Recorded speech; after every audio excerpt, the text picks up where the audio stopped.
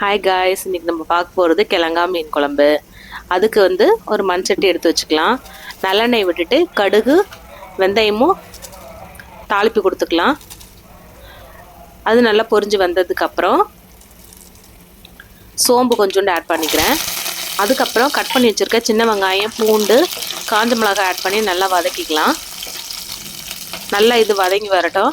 அதுக்குள்ளே மசாலாவுக்கு தேவையான ட்ரை இன்க்ரீடியன்ட்ஸை நம்ம வறுத்து எடுத்துக்கலாம். மிளகு, சோம்பு, சீரகம், வெந்தயம் கொஞ்சோண்டு ஆட் பண்ணியிருக்கேன். இதை எண்ணெய் இல்லாமல் ட்ரை ரோஸ்ட் பண்ணி தனியாக எடுத்துக்கலாம். இதை தனியாக எடுத்துட்டு அதுக்கப்புறம் கொஞ்சம் ஆயில் விட்டு நம்ம வெங்காயம் தக்காளியும் வதக்கி எடுத்துக்கலாம். இப்போ குழம்புக்கு தாளிப்பு கொடுத்தது நல்லா வதங்கி வந்துடுச்சு. இந்த ட்ரை இன்க்ரீடியன்ட்ஸை தனியாக எடுத்து மிக்ஸி ஜாரில் ஒரு பல்ஸ் மோடு போட்டு எடுத்துருங்க.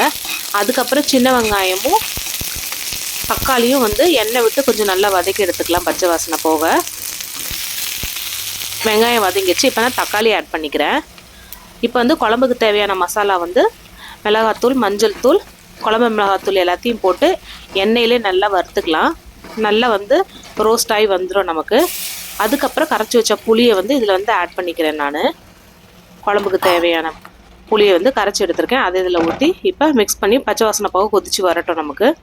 அதுக்குள்ளே வறுத்து வச்ச மசாலாவை நம்ம அரைச்சி ரெடி பண்ணி எடுத்துக்கலாம். நல்லா அரைச்சி எடுத்தாச்சு. அதை கொதிச்சு பச்சை வாசனை போக இப்போ அரைச்சி வச்ச மசாலா இதில் நம்ம ஆட் பண்ணிக்கலாம். எல்லாம் ஒன்று சேர்ந்து நல்லா கொதிச்சு வந்துடுச்சு. நான் இன்றைக்கி கிழங்கா மீன் எடுத்து நல்லா வாஷ் பண்ணி மஞ்சத்தூள், உப்பு போட்டு வாஷ் பண்ணி எடுத்து வச்சுருக்கேன். அதை இப்போ நல்லா கொதிச்சு வந்த குழம்புல இப்போ நம்ம ஒன்று ஒன்றா ஆட் பண்ணிக்கலாம்.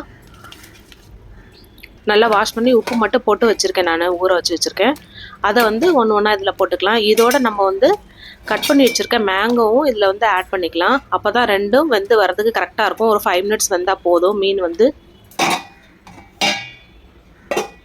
மூடி போட்டு மூடுறேன். ஒரு 5 மினிட்ஸ் கழிச்சு ஓப்பன் பண்ணி பார்க்கலாம். நம்ம நல்லா வெந்து மீனும் மாங்காயும் வெந்து எண்ணெய் பிரிஞ்சு நல்லா மேலே வந்துடுச்சு.